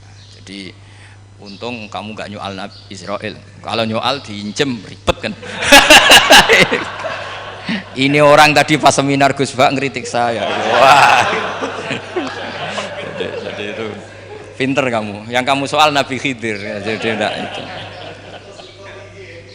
Ya kalau nyoal Israel resiko tinggi itu, resiko tinggi. Tapi yang jelas gitu ya, makanya tradisi pesantren seperti ini harus terus karena yang punya tradisi khatam. Saya tuh kalau ngaji kitab tidak khatam tuh tersiksa karena tadi kadang-kadang yang depan-depan tuh tidak jawabannya di belakang kan tadi wa ma fa'altuhu an amri. Dzalika ta'wilu ma lam tasti alaihi sabra. Jadi ya sudah kira-kira seperti itu. Wajar kamu tidak sabar, wajar kamu tidak itu memang saya sendiri sebenarnya enggak paham gitu. Jadi cara basa Jawa niku wajar saya kira paham. Wajar aku dhewe ku ya ora paham. Wong aku ya mau nglakoni gitu. Jadi sebetulnya sama-sama ada itu kan. Ini jenis wa ma fa'altuhu an amri. Dah ya? Ya. Nahmaduka ya ghafur ya syakur wa salli wa sallim ala sayyidina Muhammad wa ala alihi wa sahbihi. Wa maj'alna mutawakkilina fika mutahaqqina fika mutabadilina fika mutanasirina. Waj'alna ya wa mimma yaj'aluka samadana wa maqsudana. Fardo anna ya Allah alhamdulillah radita wa lakal hamdu fa tarida wa lakal hamdu hatta tarda. La nafsi thanana alaika anta kama atita ala nafsi. Allahumma ya ilahana bi jari basirina Muhammad sallallahu alaihi wasallam ij'alna ya wa min khiyari ummati ij'alna mimman yuqimu hadzal din wa mimman yahtumuhu wa yansuru waj'al ya Allah himmatana fi hadita ila kalimatikal ulya wa minka fatin assalamu wal afiyah fid dunya wal akhirah rabbana atina fid dunya hasanah wa fil akhirati hasanah wa qina adzabannar sallallahu alaihi Muhammad sallallahu alaihi wasallam subhana rabbika rabbil izzati amma yasifun wa salamun alal mursalin walhamdulillahi rabbil alamin.